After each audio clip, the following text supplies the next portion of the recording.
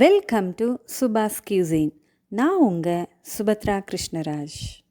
September 10 Pillaiyar Chaturthi வருது இல்லையா? அதனால் நாம் ரொம்ப ஈஸியாக குயிக்காக ஒரு கொழுக்கட்டை செய்கிறது எப்படின்னு பார்க்க போகிறோம். பொதுவாகவே கொழுக்கட்டை செய்கிறதுக்கு ரொம்ப நேரம் பிடிக்கும். ஆனால் இந்த மெத்தடில் கொழுக்கட்டை செஞ்சிங்கன்னா ரொம்ப ஈஸியாக குயிக்காகவே வேலையை முடிச்சிடலாம். அளவுக்கு நான் இந்த கிளாஸ் எடுத்திருக்கேன். இது 250 கிராம்ஸ் கொள்ளும். இதில் ஒரு கிளாஸ் பச்சை வேர்க்கடலை எடுத்துக்கிறேன். நீங்கள் வறுத்த வேர்க்கடலை இருந்தால் டைரெக்டாக அப்படியே யூஸ் பண்ணிக்கலாம். இப்போது இந்த வேர்க்கடலையை நல்லா வறுத்துக்கலாம். இதை மிக்ஸி ஜாரில் சேர்த்து ஒரு ஃபைன் பவுடராக அரைச்சிக்கிறேன்.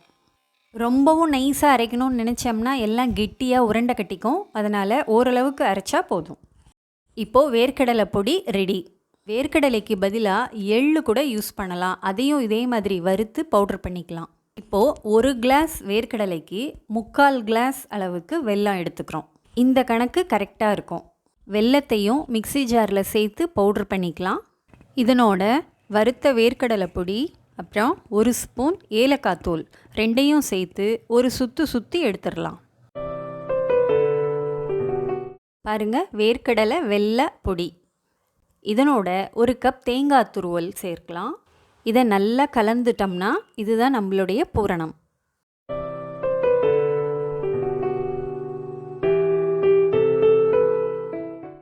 இப்போது மேல் மாவு ரெடி பண்ணிடலாம். அதே கிளாஸில் ஒரு கிளாஸுக்கு கொழுக்கட்டை மாவு எடுத்துக்கிறேன். நான் இன்றைக்கி ஆச்சி கொழுக்கட்டை மாவு தான் உபயோகம் பண்ணுறேன். ஒரு கிளாஸ் மாவுக்கு 1.5 கிளாஸ் தண்ணி. இப்போது வாணலில் 1.5 கிளாஸ் தண்ணியை சேர்த்து அதனோட கொஞ்சம் உப்பு, ஒரு ஸ்பூன் நெய்யையும் சேர்த்துடலாம். தண்ணி நல்லா கொதிக்கணும்னுலாம் அவசியம் இல்லைங்க. உடனேயே நீங்கள் இப்போ மாவை சேர்த்துடலாம். பிகினர்ஸ்க்கு இந்த மெத்தட் நல்ல யூஸ்ஃபுல்லாக இருக்கும். நல்லா தண்ணி கொதித்ததுக்கப்புறம் மாவு சேர்த்தோம்னா வேகமாக கிளறிக்கிட்டே இருக்கணும், இல்லைனா மாவு கட்டி தட்டிடும். அதே சமயம் தண்ணி சூடாகிறதுக்கு முன்னாடியே மாவை சேர்த்துட்டோம்னா ரொம்ப ஈஸியாக கலந்துடலாம். இப்போது மாவை கையெடுக்காமல் நல்லா கிளறி கொடுங்க.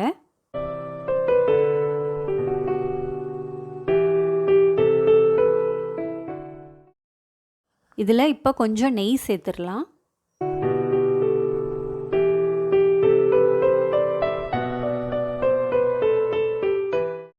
மாவு நல்லா ஒட்டாமல் வர வரைக்கும் கிளறிக்கிட்டே இருக்கணும்.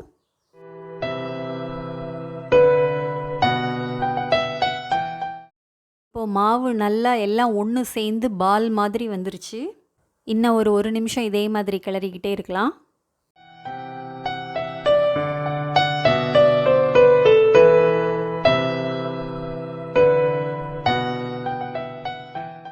சூப்பர். இப்போ மாவு நல்லா ரெடி ஆகிடுச்சு. இங்கே பாருங்கள், தொட்டு பார்க்குறேன், ரொம்ப சாஃப்டாக இருக்குது. இதுதான் கரெக்டு கன்சிஸ்டன்சி. இப்போது கேஸை ஆஃப் பண்ணிடலாம். மாவு கொஞ்சம் சூடு ஆறட்டும், கை பொறுக்கிற அளவுக்கு. இப்போ கையில் கொஞ்சம் நெய் சேர்த்துட்டு நல்லா மாவு எல்லாத்தையும் ஒன்றா திரட்டி ஒரு பால் மாதிரி எடுத்துக்கலாம். இப்போது இதை சின்ன சின்ன உருண்டைகளாக பிடிச்சிடலாம்.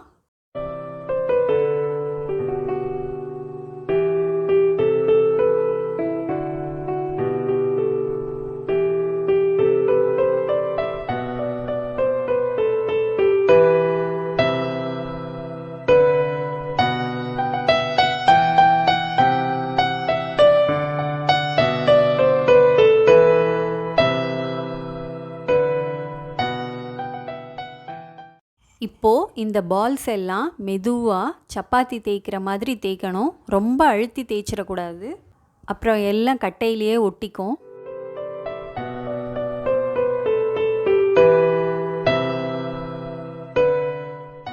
இந்த அளவுக்கு தேய்ச்சா போதும். இது கொழுக்கட்டை அச்சு. இந்த பேக்கெட் கூடவே ஃப்ரீயாக வந்தது தான். இதுதான் நான் இப்போ யூஸ் பண்ண போகிறேன். இதில் உள்ள நெய் தடவிக்கலாம். 2 பக்கமும் தேய்ச்சி வச்சுருக்கிற மேல் மாவை இது மேலே பரப்பி ஒரு ஸ்பூன் அளவுக்கு பூரணத்தை சேர்த்து நல்லா ப்ரெஸ் பண்ணி மூடிடணும்.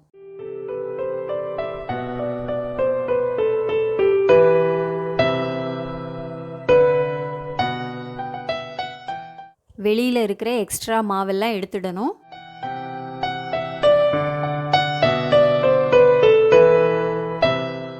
இப்போது பிரித்தோம்னா பாருங்கள், அழகான ஷேப்பில் கொழுக்கட்டை வந்துருச்சு. இப்போ இதை மெதுவாக வெளியில் எடுத்துட்டு ஓரத்தில் அந்த டிசைன் இருக்குது பாருங்கள், அதெல்லாம் மெதுவாக எடுத்தோம்னா அந்த வரம்பு மட்டும் அழகாக நமக்கு வந்துடும் வரி வரியாக.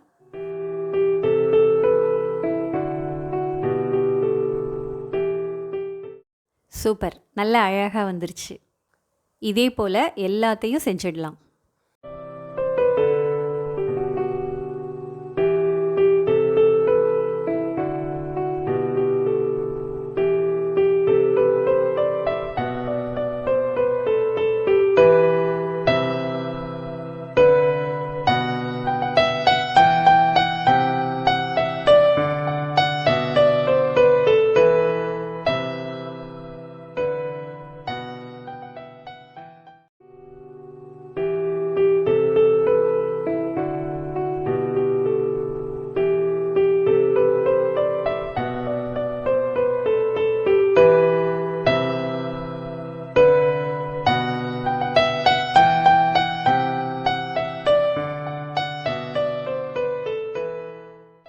இப்போது இந்த கொழுக்கட்டை எல்லாத்தையும் இட்லி பாத்திரத்தில் வச்சு வேக வைக்க போகிறோம்.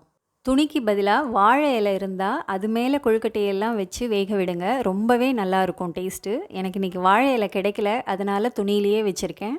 ஒரு 5 நிமிஷம் வெந்தால் போதும், ஏன்னா ஏற்கனவே மேல் மாவு நல்லா வெந்துடுச்சு, அதனால் 5 நிமிஷமே போதும். இப்போ ஓப்பன் பண்ணி பார்த்துடலாம். சூப்பர், கொழுக்கட்டை சூப்பராக ரெடி ஆயிடுச்சு. அவ்வளோதாங்க, ரொம்பவே சிம்பிளாக செஞ்சிடலாம் இந்த கொழுக்கட்டையை. உள்ளே வைக்கிற பூரணம் மட்டும் நம்ம விருப்பம்தான். வேர்க்கடலையில் செய்யலாம், இல்லை எள்ளில் செய்யலாம், இல்லை தேங்காய் வெல்லம் சேர்த்து பூரணம் செய்யலாம், இல்லைனா கடலைப்பருப்பில் செய்யலாம். அது நம்மளுடைய விருப்பம்தான். இந்த மெத்தடில் கொழுக்கட்டை செஞ்சு பாருங்கள். மேல் மாவு சும்மா பஞ்சு மாதிரி இருக்கும், ரொம்ப சாஃப்டாக இருக்கும். இந்த பிள்ளையார் சதுர்த்திக்கு கொழுக்கட்டை இந்த மெத்தட்லேயே ஒரு தடவை ட்ரை பண்ணி பாருங்கள், நல்லாவே வரும். வாழ்க வளமுடன்.